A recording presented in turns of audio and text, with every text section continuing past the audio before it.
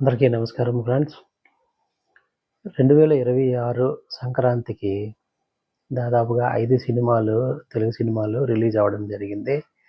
అందులో 'చిరంజీవి' గారిది చాలా పెద్ద బ్లాక్ బస్టర్ సినిమా అయింది. మిగతా 4 గూడా 'రాజా సాబ్' తప్పించి మిగతా 3 బానే కలెక్షన్స్ రాబట్టాయి అని మనం చూస్తున్నాం న్యూస్. సో, ఈ మిగతా సినిమాలు 'చిరంజీవి' గారి ప్రభావం వలన వాళ్ళకి రావాల్సినంత కలెక్షన్ రాలేదు అని నేను అనుకుంటున్నాను. ఎందుకంటే ఒక పెద్ద హీరో 'చిరంజీవి' గారు లాంటి లెజెండరీ హీరో సినిమా ఉండేటప్పుడు జనం మాక్సిమం అటువైపే మొగ్గు చూపుతారు. సో, దానివల్ల ఏంటంటే మిగతా సినిమాలకి రావాల్సినంత కలెక్షన్స్ రాకుండా పోతాయి. ఎందుకంటే ఒక మధ్య తరగతి కుటుంబం ఉంటే అందులో నెలకొక సినిమా, మాక్సిమం 2 సినిమాలు చూస్తారు. వాళ్ళ ఇప్పుడున్న రేట్ల ప్రకారం అయితే. సో, ఆ 1, 2 ఏది సెలెక్ట్ జేసుకోవాలి అనుకుంటే అందులో ఫస్ట్‌ది 'చిరంజీవి' గారి సినిమా ఉంటది. తప్పకుండా ఉంటది. సో, రిమైనింగు సినిమాలకి ఎళ్ళాలా? వద్దా? అనే దీంట్లో ఉంటారు కంపల్సరీగా.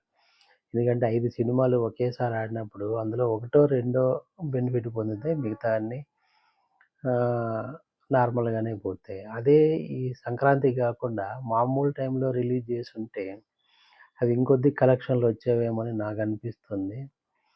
సంక్రాంతికి సినిమాలన్నీ వస్తాయి, జనం అంతా చూస్తారు అనుకుంటే తప్పది. ఎందుకంటే ఒక ఫ్యామిలీ నెలకి ఒక సినిమా చూడడానికి మాక్సిమం ఇష్టపడతారు. ఎందుకంటే 300, రూ. 350 టికెట్లు ఉండేటప్పుడు ముగ్గురున్న ఫ్యామిలీ, నలుగురున్న ఫ్యామిలీ నెలకి 2, 3 సినిమాలైతే చూడరు. చాలా తక్కువ అలాంటి వాళ్ళు.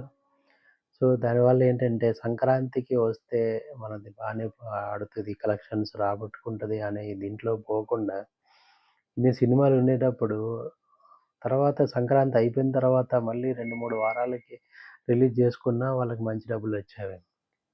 ఇప్పుడేమైందంటే 'చిరంజీవి' గారి సినిమా కంప్లీట్‌గా డామినేట్ చేసేసింది. అది చాలా అందరి నోట block buster, block buster cinema చాలా బావుంది.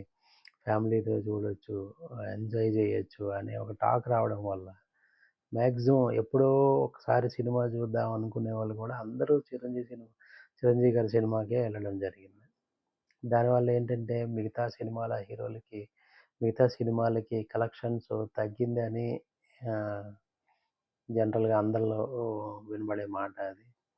సో, ఏంటంటే నెక్స్ట్ టైమ్ నుంచి ఒక సంక్రాంతికి ఇన్ని సినిమాలు రిలీజ్ గాకుండా ఒక 2, 3 సినిమాల వరకు అకామిడేట్ జేయొచ్చు. ఎందుకంటే ఎవరి అభిమానులు వాళ్ళకుంటారు. ఎవరి ఆహ్, జోనర్ వాళ్ళకుంటుంది గాబట్టి. సో, మరీ 5 సినిమాలంటే ఇది అకామిడేట్ చేయడం కూడా చాలా కష్టం. ఎందుకంటే సినిమా అభిమానుల్లో 50%, 60% చిరంజీవి గారి సినిమాకే ఎళ్లారు.